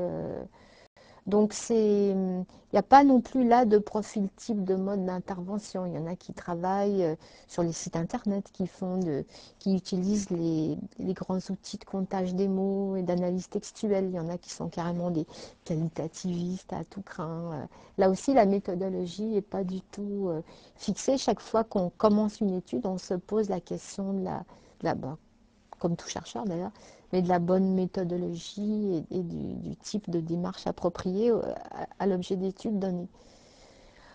Alors effectivement, avec tous les problèmes de construction de la demande sociale interne, c'est-à-dire il y a les travaux qu'on nous demande et puis il y a ceux qu'on aimerait bien aussi faire parce qu'on pense que c'est judicieux et important. Donc là, il faut trouver un juste équilibre et là aussi, les périodes ont été assez différentes, des périodes donnant plus d'autonomie aux chercheurs, d'autres périodes en donnant moins. C'est sûr que, un petit peu dans le mouvement économique libéral actuel, il y en a qui tirent plus vers le court terme pour les chercheurs, donc les études à très court terme. Puis il y en a d'autres qui gardent le cap sur du long terme et qui savent que on doit aussi réfléchir à long terme, en particulier pour nous, sur les problèmes de vieillissement des agents. Surtout dans les postes importants comme dans les centrales nucléaires, par exemple. Donc il y a une diversité des disciplines, des pratiques, des méthodologies qui est assez importante. Ici au GRETS, on est quand même un nombre important et on a des étudiants en thèse, on a 5 étudiants en thèse actuellement. Donc on a des bourses soit à statut CIFRE, soit par des contrats. Et c'est très intéressant parce que comme ça, on est aussi en relation immédiate à travers les étudiants en thèse avec les milieux de la recherche.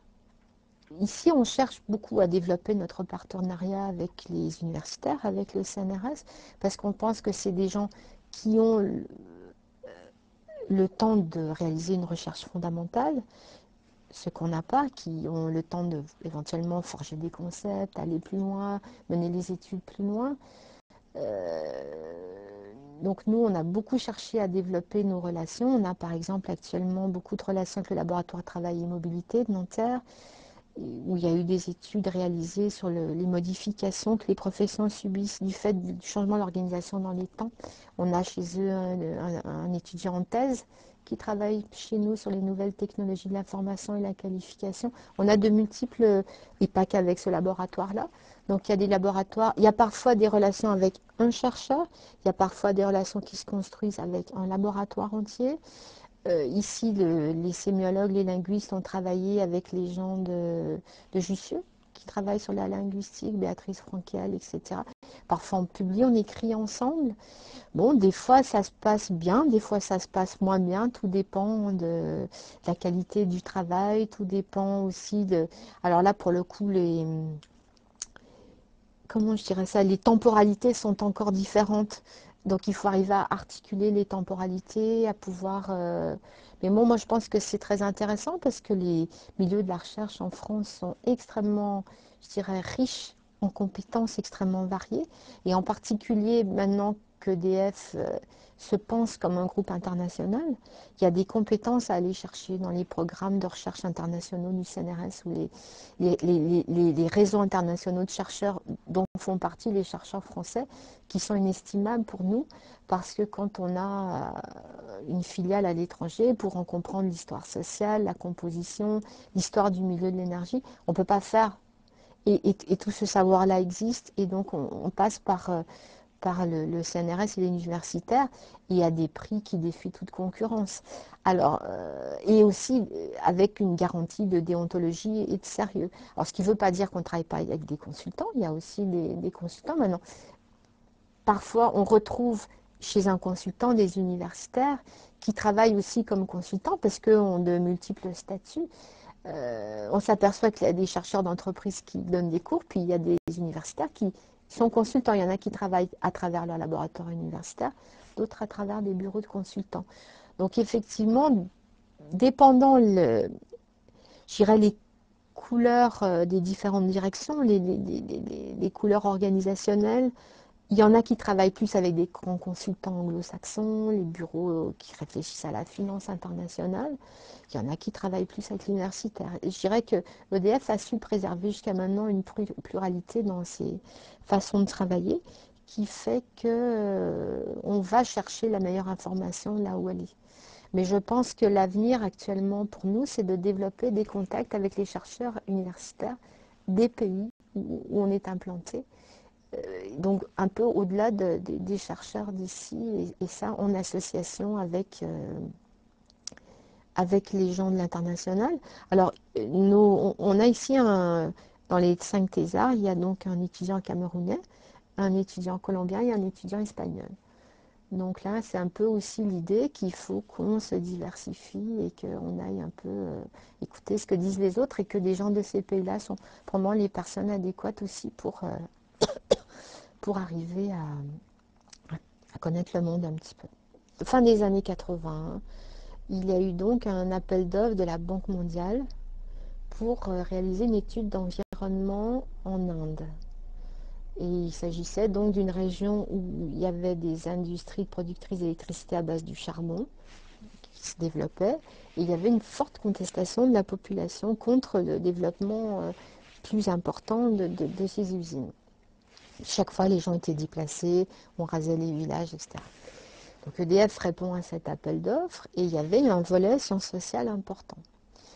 Et dans un premier temps, EDF propose dans son appel d'offres les ténors des questions indiennes. Et l'appel d'offres est refusé sauf si EDF peut trouver des experts intérieurs en sciences sociales qui soient plus appropriés, puisqu'ils considéraient que ces ténors-là étaient des gens peut-être trop basés sur la culture ou la littérature. Et donc, c'est des gens du GRETS ici qui sont mis dans l'appel d'offres. Et on est donc retenu par cette enquête, qui est une étude d'environnement, une espèce de bilan environnemental, avec des volets sur la pollution, des volets sociaux, des volets démographiques, ethnographiques. Et donc, on est retenu avec les experts d'ici, en l'occurrence moi. Alors, à partir de là, on se dit, il faut recruter des chercheurs extérieurs pour se faire aider, parce que d'abord, on ne parle pas la langue, on ne connaît pas la... Alors, je trouve au CNRS, à l'époque, Gérard Reusé, qui était un indianiste, spécialiste des questions des mines du nord de l'Inde, du charbon, qui accepte de venir. Denis Duclos, qui est donc spécialiste des risques industriels majeurs, qui accepte de venir. Et donc, on part là-bas et on recrute toute une équipe indienne d'enquêteurs en allant voir dans les différents centres de recherche, que ce soit l'Institut Tata à Bombay, que ce soit des centres universitaires à Calcutta. On finit par choisir un universitaire, Keshop Mankodi, qui avait beaucoup travaillé sur toutes les luttes autour des barrages de la Narmada. Et donc, on voit là l'équipe au complet, ce professeur, une dizaine d'enquêteurs, nous 3. Et donc, on commence à concevoir l'enquête. Donc, on fait d'abord... alors, Gérard Reusé part sur place, déjà pour négocier l'enquête auprès des populations, puisque c'était un sujet... C'était un peu Crémalville, mais décuplé. Donc, il part là-bas pour discuter avec les gens, avec les associations locales, de la possibilité d'arriver à faire une enquête. Nous, pendant ce temps-là, on écrit un grand sondage pour poser des questions aux gens. Il faut savoir que Gérard Reusé, il parlait donc l'hindi, le persan, plein de langues. Et puis, on prépare le plan d'enquête. Et on y va, et donc l'enquête durera plus d'1 an, on y va par période. Et alors on s'aperçoit, il y a des choses amusantes. Par exemple, les enquêteurs sont tous brahmanes, mais on s'en est pas aperçu. Mais quand on rentre dans les masures, eux ils s'en aperçoivent parce qu'ils ont des codes entre eux. Donc là, il a fallu embaucher des enquêteurs de caste moins importante, sinon ça n'allait pas du tout. On s'est aperçu qu'on s'était cassé la tête pour faire notre sondage en hindi, alors qu'en fait, les mots du travail, c'était tout en anglais. Donc il fallait recommencer. Pas de photocopie là-bas, c'était à Saint-Grely, au sud de Bénarès, que ça se passait. Donc il fallait travailler avec les carbones. Quand on communiquait avec la France, c'était en morse. Et pourtant, c'est une structure industrielle très, très moderne, mais changement d'univers, de référence complet, quoi. Et donc, je vous passe tout le détail, mais donc on a produit cette enquête, ce travail sur l'environnement à Saint-Grauly, qui a été, on a eu les félicitations de la Banque mondiale et de NTPC, qui était l'entreprise indienne d'électricité, qui étaient donc les demandeurs nationaux. Et puis, on a donc au retour fait les rapports, les articles, et les Indiens sont venus ici aussi pour faire la restitution avec les gens de la Banque mondiale. Donc ça, pour moi, c'était assez exemplaire du type d'action qui était en fait à EDF dirigée par la direction internationale, qui s'était retournée vers la direction de la recherche pour trouver l'expertise, puisqu'on a des experts de l'environnement, on a des experts des sciences sociales, etc. Donc voilà un peu un type de montage, et je pourrais vous en décrire beaucoup plus, mais voilà un type d'expérience qu'on a eu qui a été vraiment tout à fait passionnant et intéressant, en particulier pour nous appréhender que c'était qu'une région productrice d'électricité dans un pays du tiers-monde, et en particulier. À quoi ne doit pas servir un sociologue? La question, en fait, elle va directement au cœur du problème, si j'ose dire, parce qu'on se pose souvent la question de à quoi doit servir la sociologie, à quoi sert la sociologie. Et effectivement, on peut plus directement poser la question à quoi ne doit pas servir la sociologie. Alors, souvent, je crois que il faut se dire que la sociologie ne doit pas répondre à une demande immédiate. Je crois que au cœur de ce genre de questions, de problèmes, il y a la question de l'autonomie des sociologues et de leur capacité collective, bien souvent, à résister à des demandes de travaux, d'enquêtes sur des sujets déjà préfabriqués par des institutions officielles, par des financeurs. Et donc, la sociologie ne doit en tout cas pas répondre, ne doit absolument pas répondre à cette demande immédiate, à ces questions telles qu'on lui pose, à ces demandes telles qu'elles lui arrivent finalement.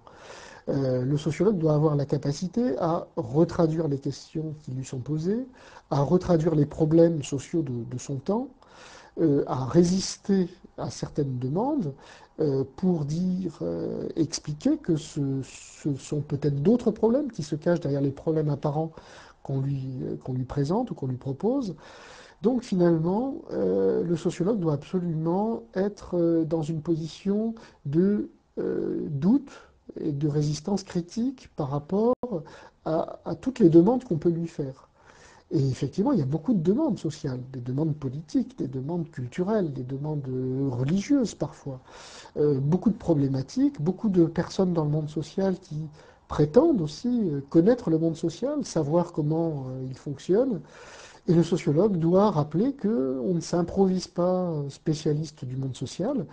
Si la sociologie est une science, alors il faut des méthodes, il faut passer par la lecture de travaux, il faut rentrer dans des traditions sociologiques pour arriver à commencer à poser les bonnes questions sur le monde social. Donc à quoi ne doit pas servir la sociologie? Eh bien, elle doit ne pas servir à des demandes immédiates de la part de tous les financeurs, tous les commandeurs de la recherche. Bourdieu, finalement, pose la question du sociologue qui rend service et donc qui est un peu servile. Si le sociologue part avec l'idée de rendre service, il risque d'être trop servile par rapport aux institutions qui lui demandent des choses. Donc, la meilleure manière d'être utile, c'est de résister aux demandes de l'institution. Ça ne veut pas dire nier les demandes de l'institution, nier les demandes du monde social. Souvent, on interprète d'ailleurs la rupture du sociologue avec le sens commun comme une sorte de mépris ou une volonté de ne pas écouter ce qui se dit, etc. C'est pas du tout ça. C'est au contraire essayer de prendre en compte ce qui se dit, mais se demander s'il n'y a pas derrière la question une autre question, ou une série d'autres questions. Se demander si ce type de question n'est pas le symptôme d'autre chose. Donc ça suppose, un petit peu comme le ferait un médecin dans une relation avec un malade, de traduire des signes ou des demandes en un savoir médical pour le médecin et donc en un savoir sociologique pour le sociologue. Donc ça suppose tout un travail, et ce travail n'est possible que si on a une certaine liberté par rapport aux institutions de commande de la recherche. La question de l'existence de la sociologie hors institution de recherche ou hors de l'institution académique, universitaire essentiellement, est un vrai problème. Dans la tradition des disciplines scientifiques, on voit comment la psychologie a su résoudre un problème que la sociologie, je pense, n'a toujours pas su résoudre. On voit très bien comment en psychologie, on a une partie de la formation de psychologues qui amène à des fonctions pratiques, notamment thérapeutiques, des psychologues qui vont aider, qui vont soigner, qui vont aider des personnes en souffrance. Hein, et donc il y a une série d'emplois qui sont liés à ces compétences thérapeutiques.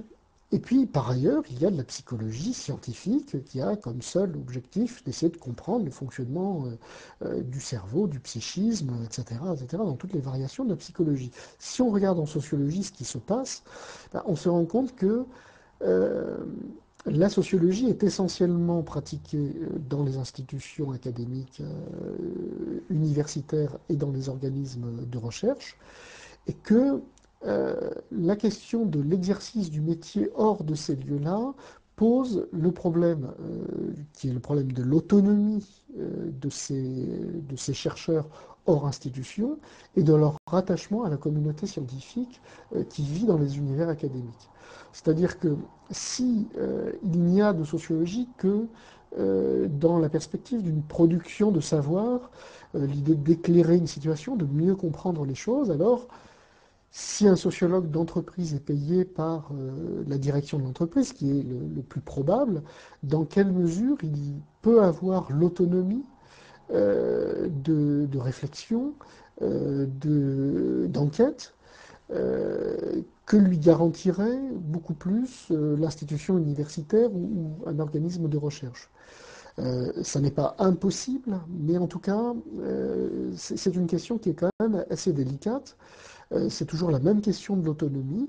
Qui finance pour quelle mission, dans quel but?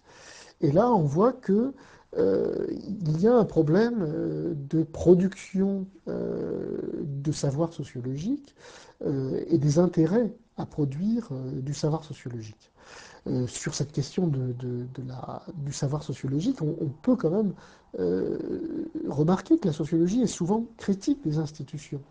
Donc il faudrait que un sociologue d'entreprise ou d'institution ait la liberté dans sa propre institution de critiquer son institution ou de dire à son institution, vous me demandez de regarder tel ou tel aspect de la réalité sociale, mais en fait, je résiste à votre demande. Je vais reformuler la question telle que vous me demandez d'enquêter sur le monde. Donc, il y a la nécessité de cette autonomie de réflexion et d'enquête de la part du sociologue qui se pose de manière encore plus cruciale, je dirais, pour les sociologues qui ne sont pas dans l'institution académique. Les premiers psychosociologues, eux, considéraient que pour avoir une liberté de penser, ils ne devaient pas être ce qui s'appelle agent EDF, c'est-à-dire qu'ils restaient contractuels. Ils ne rentraient pas au cadre, puisque ici à EDF, ce qu'on appelle les agents EDF, c'est des gens qui sont intégrés dans l'entreprise, qui bénéficient du statut et pas de la garantie d'emploi, puisque ça n'existe pas, mais de cette coutume qui est de ne pas licencier les gens. Alors les premiers psychosociologues disaient, si nous on veut garder notre liberté d'esprit, être capable de dire ce qu'il y a à dire, de publier, on ne doit pas être agent EDF. Alors ça, c'était possible à une époque où EDF était vraiment très très imbibé de cette idéologie du service public, et effectivement, il y avait une espèce de contrat moral qui faisait que bien que n'étant pas au cadre, il n'était pas question de résilier leur contrat ou de se séparer d'eux, ou qu'il n'ait pas tous les avantages possibles et nécessaires. Et donc, une des choses qui nous a distingués des psychosociologues, c'est qu'ici, d'emblée, on a été agent EDF, on a été au cadre, et on a pensé que ça ne nous poserait pas de problème. Alors, de fait, effectivement, on est payé par une entreprise et on se retourne vers des agents en leur disant tout ce que vous nous dites va rester tout à fait anonyme et confidentiel et nous ne rendrons que des synthèses ou des réflexions anonymées sur ce que vous nous dites. Alors, c'est pas du tout simple parce que d'abord, il y a un certain nombre de personnalités syndicales qui vous répondent, mais c'est nous qui avons la parole sur le social puisque nous sommes mandatés par les personnels là-dessus. Donc il faut aussi leur faire comprendre. Donc l'arbre et l'écorce, l'arbre étant un peu le personnel et ses émanations syndicales ou politiques, et puis l'écorce étant la direction et chacun essayant de tirer dans un sens. Et nous disons, nous sommes là pour créer du savoir, et après tout, notre savoir peut être utilisé par la collectivité. Alors, c'est vrai et c'est faux parce qu'il y a parfois des enquêtes qui sortent qu'un seul exemplaire, c'est rarissime. Mais toutes nos enquêtes ne sont pas librement diffusées et tout le monde ne peut pas s'en saisir de la même façon. Par contre, je pense, et ça pour moi c'est quelque chose de très important, l'effet majeur de notre travail en entreprise, ce n'est pas forcément ce qui est publié ou les préconisations dans les enquêtes. Anne-Sophie Perriot raconte très bien ça dans son livre qu'elle a publié sur Renault et la recherche. L'effet majeur de notre travail, c'est de mettre en débat des questions. Donc quand le sociologue se promène avec son micro, qu'il va interviewer des gens, qu'il a constitué sa pensée au fil d'un questionnaire, il pose des questions sur un sujet et il fait parler les gens et les gens s'en parlent et s'en emparent et rien que ça ne laisse pas un milieu de travail indemne et ça a des effets, que le rapport soit confidentiel ou non. Donc c'est vrai qu'on participe ici d'un espèce de lieu, de possibilité de discussion. D'ailleurs, le GRETS a fondé un séminaire à peu près dès sa création, un séminaire qui se tient une fois par mois de sociologie et qui se tient toujours et auquel participent beaucoup de cadres qui ne sont pas du tout des sciences humaines mais qui viennent débattre. On y met en débat nos travaux, des travaux universitaires qui intéressent l'EDF et c'est un séminaire qui a beaucoup de succès. Donc quand je dis entre l'arbre et l'écorce, c'est qu'on ne peut ni céder à des syndicalistes qui aimeraient bien qu'on aille dire pour défendre leur point de vue un certain nombre de choses, ni des directions qui voudraient bien qu'on prouve que éventuellement tout va bien ou tout va mal parce que, etc.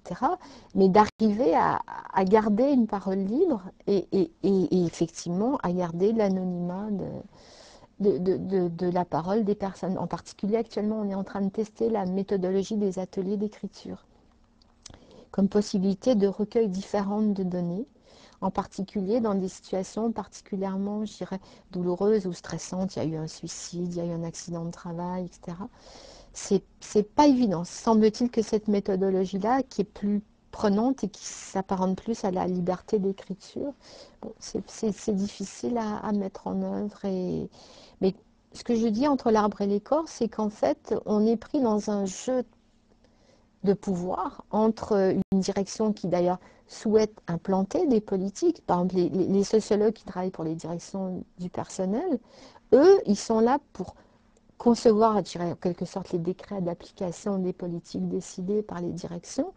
Et eux, quand ils font des études, c'est plus dans le but de mise en œuvre des politiques qui sont décidées. Donc nous, des fois, quand on arrive sur les mêmes sujets ou sur les plates-bandes, on est un peu perçus comme des gêneurs, parce que nous, notre problème, c'est pas tant l'application des politiques que la production de connaissances sur des situations, laquelle connaissance peut après être appropriée par la direction pour réaliser telle ou telle... Donc c'est difficile. De la même façon, quand on a un étudiant en thèse qui travaille, on ne veut pas lui dicter ses résultats. De toute façon, ce n'est pas le jeu universitaire. Ça, il faut arriver à le justifier, il faut arriver à ce que le travail se fasse. Et puis nous, il faut qu'on arrive aussi, en quelque sorte, à jouer un petit peu le jeu de cet univers. Sinon, si on se grille, par exemple, si on va le lendemain d'une découverte intéressante, incongrue, raconter tout ça au canard enchaîné, bon ben, la fois d'après, on est mort. Enfin, voilà. Il y a... Maintenant, moi, je pense que l'insertion universitaire, l'insertion dans les laboratoires de recherche des uns et des autres, ici, il y en a beaucoup qui enseignent, qui une toute ou partie d'UV, ou qui sont dans des conseils scientifiques d'université, ou qui sont même professeurs associés ou directeurs de recherche associés. Avoir des pieds dans plusieurs univers, ça permet là aussi de ne pas être totalement coincé entre l'arbre et l'écorce. C'est-à-dire que, mais ce qui est clair, c'est que du côté des universitaires, on est perçu comme des gens d'entreprise, et par les gens d'entreprise comme des chercheurs. Donc là, il y a aussi le fait qu'on est un petit peu des apatrides, un peu des marginaux séquents, des gens entre les mondes. Et alors pour ceux qui se sentent bien dans ce métier de passeur, ça va. Sinon, c'est un petit peu compliqué. Plus qu'une étude, en fait, c'est toute une série de travaux que j'ai commencé à conduire en fait, dans le cadre de l'Observatoire de l'intégration dès le début des années 90 et que j'ai poursuivi ensuite au sein de l'ISCRA à partir de 1996 sur la question de la discrimination raciale au travail.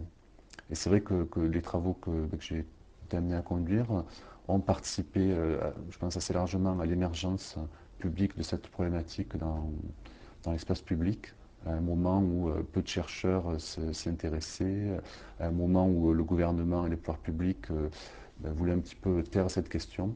Et je crois que c'est vrai que il me semble que c'est aussi une des fonctions de la sociologie. Je ne sais pas qui disait ça, je crois que c'est Pierre Bourdieu. Il disait que ça fonctionnait un peu comme une psychanalyse de la société. Et c'est vrai que lorsqu'on met le doigt sur des problèmes tels que ceux de la discrimination raciale dans le domaine du travail, effectivement, on affecte la société en profondeur. Et c'est vrai que ça n'a pas été du tout évident, hein, le fait de la rendre publique, sans la rendre publique de façon caricaturale. C'est vrai que moi j'étais parfois un petit peu surpris, voire choqué par la façon dont une certaine presse qui se voulait critique se saisissait assez maladroitement de la question, laissant penser que toute entreprise était discriminatoire, que tout patron était un raciste potentiel. Et je crois qu'à la fois c'est une question qui est très ancrée dans la société, mais je crois que bon, le travail de la sociologie, c'est aussi de déconstruire les représentations, hein, qu'elles soient ceux des discriminateurs ou des discriminés, et donc d'arriver bon, à montrer que c'est un problème qui est complexe, qu'il y a effectivement un problème réel, que la question du le traitement juridique est souvent insuffisant et ne parvient pas à le traiter de façon conséquente. C'est vrai qu'actuellement, je conduis un travail dans un groupe interdisciplinaire avec des anthropologues, des démographes, des psychanalystes et des juristes, pour montrer justement comment traiter cette question des discriminations raciales dans le travail. Et c'est vrai qu'on voit bien que ça touche à des dimensions à la fois de l'individu, des normes de notre société, des pratiques qui ont été complètement banalisées. Et c'est vrai, je crois que l'apport pluridisciplinaire est de ce point de vue-là très, très intéressant. Est-ce qu'on peut être sociologue et engagé? J'ai envie de dire, en tout cas moi je réfute quoi, le terme d'engagement. Je crois qu'en fait la pratique sociologique est une pratique qui est très impliquante. La frontière entre la vie privée et la vie professionnelle est une frontière qui est très souvent franchie. Alors c'est vrai que après c'est un projet de vie, hein, c'est-à-dire ça implique dans un couple, en tout cas ma compagne participe de fait à mon travail, sociologique. C'est vrai que mes amis et collègues qui travaillent à l'ISCRA, c'est vrai on a des relations aussi très, très proches. Et je crois qu'en fait c'est véritablement un projet de vie. Alors du coup c'est vrai que c'est des temps d'observation très longs, donc c'est vrai qu'on ne compte jamais notre temps, hein, lorsqu'on fait un travail sociologique.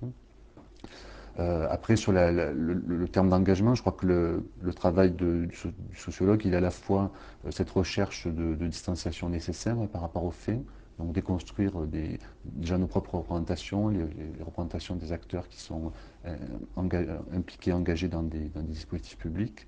Ça me paraît important. Après, je crois qu'effectivement, le temps d'engagement est aussi le moment de rendu public des travaux. Et c'est vrai que même lorsqu'on dit des choses qui sont tout à fait avérées, tout à fait vérifiées, parfois ça peut être très mal vécu, y compris lorsqu'on travaille sur des commandes publiques, par ceux qui ont financé ces mêmes travaux. Donc ça, c'est un peu un rapport, hein, qui est ambigu. Et c'est vrai que moi, il me semble que le travail de la sociologie, la façon dont je le conçois, il doit être à la fois critique, je pense que c'est une des fonctions de la sociologie que d'être critique, et aussi contributif, c'est-à-dire en même temps mettre le doigt sur des problèmes, ce que j'appelle les problèmes publics, que bien souvent les politiques publiques ont tendance à déplacer vers les problèmes des publics, C'est-à-dire que ça, on demande souvent à la sociologie d'aller caractériser les problèmes des populations. Donc c'est dans cette fonction-là critique et à la fois contributif, c'est y apporter des réponses, entrevoir des solutions avec les acteurs en présence.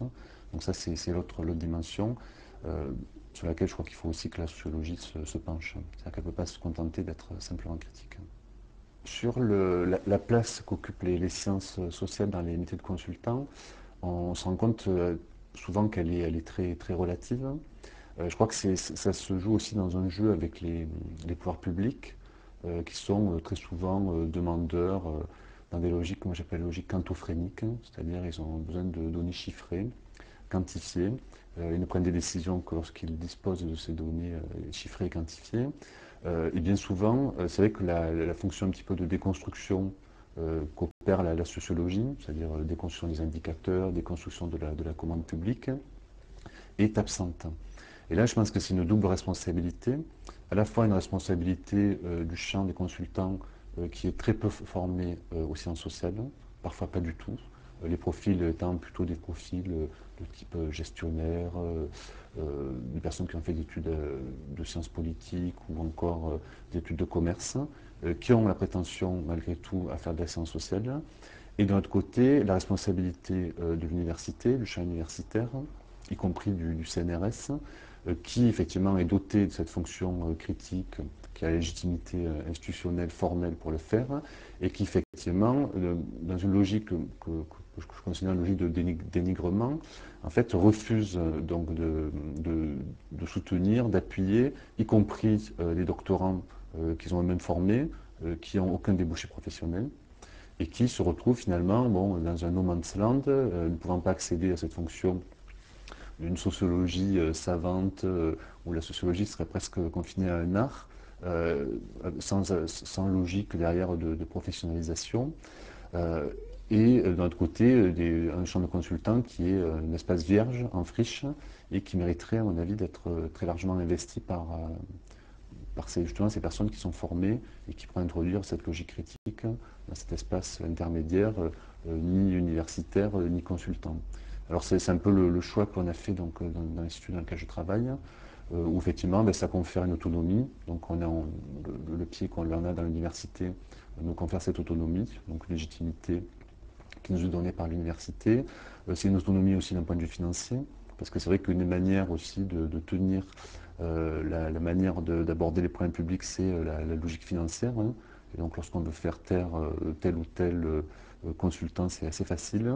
Un chercheur, c'est déjà plus difficile. Et donc la question, c'est comment trouver un petit peu cet équilibre entre les deux. Et là, je pense que c'est vraiment une des fonctions que pourrait potentiellement occuper la sociologie universitaire, la sociologie savante, ce qu'elle ne fait pas. Alors, à mon sens, avec un faux débat entre ce qu'on peut aujourd'hui appeler la sociologie pure et la sociologie serve, c'est-à-dire qui est dans une logique de servilité. Ce qui me paraît important, c'est comment les deux rentrent en tension et comment se construire cet espace intermédiaire de la sociologie.